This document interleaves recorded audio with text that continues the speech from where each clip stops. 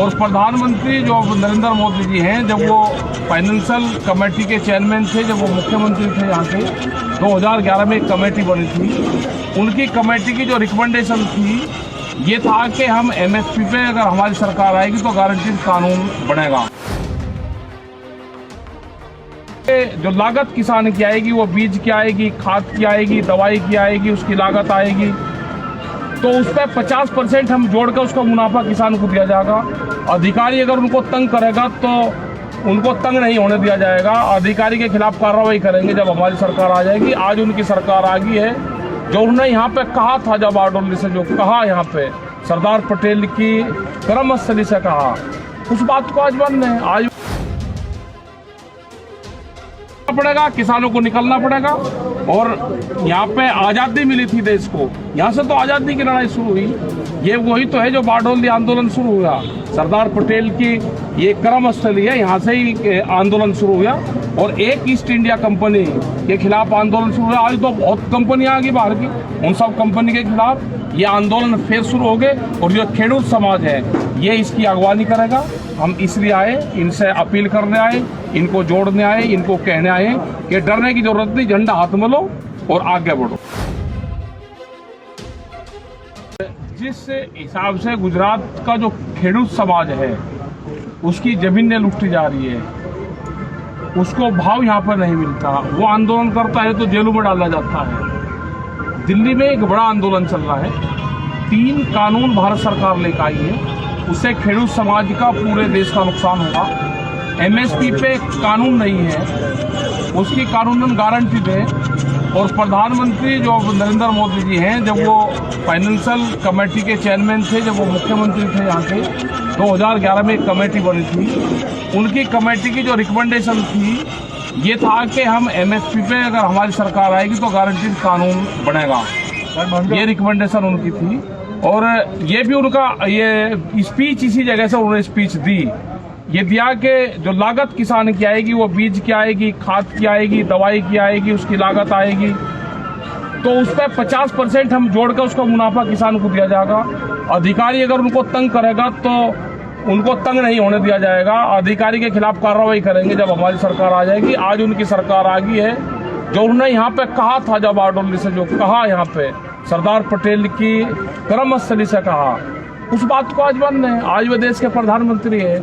इसलिए हम यहाँ पाए कि जो उनकी पुरानी स्पीच है वे आप सुनो, जो उन्होंने कहा उस पर काम करें।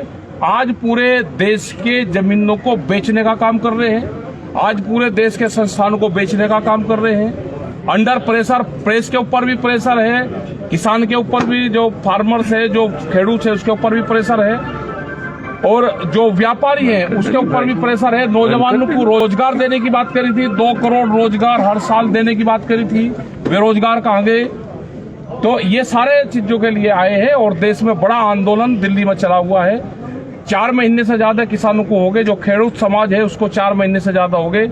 तो यहाँ के भी, गुजरात का भी खेडूत समाज से है कि वे दिल्ली आए, आंदोलन का हिस्सा बने और अपने यहाँ पे भी आंदोलन की शुरुआत करें। राकेश जी, आंदोलन को लेकर गुजरात की क्या रणनीति आपकी? रणनीति ये है कि यहाँ को जो खेडूत समाज है इसको जागृत करेंगे और ये खेडूत समाज झंडा लेके दिल्ली की तरफ को चलेगा। ये छुप कर नहीं चलने का, ये तो आंदोलनकारी स्थल है। छुप कर कैसे जाएगा कि ये वहां से आबू रोड से बैठता है छुप के।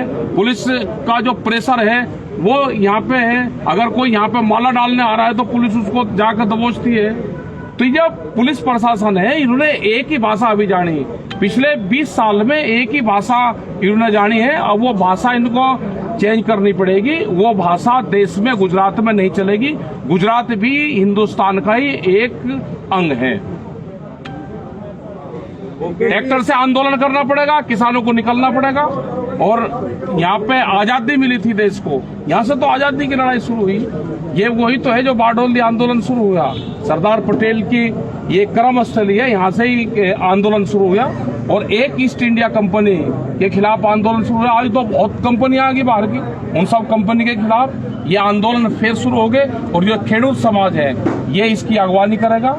हम इसलिए आए, इनसे अपील करने आए, इनको जोड़ने आए, इनको कहने आए कि डरने की जरूरत नहीं, झंडा हाथ में लो और आगे बढ़ो।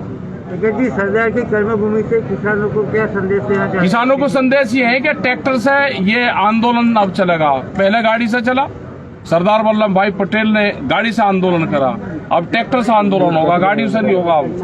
अब गाड़ी तो ज्यादा दूर चल नहीं सकती ना, ट्रैक्टर पे लगेगा, झंडा लगा के चलेंगे। किसान का, खेडूत समाज का झंडा लगा के किसान निकलेगा, अपने घर से निकलेगा और आंदोलन करेगा। साउथ गुजरात के किसानों को गन्ने के दाम बहुत कम मिले हैं, 400 से 500 करोड़ की उनको खोट है। कम मिल रहा है गन्ना, किसान का रेट वो है कम है पूर्ण रूप से, और ये रेट बढ़ना सरकार चाहिए। 2022 में आमदनी दुगनी करना चाहती है। तो पूछना पड़ेगा ना, आमदनी दुगनी का कौन सा फार्मूला है?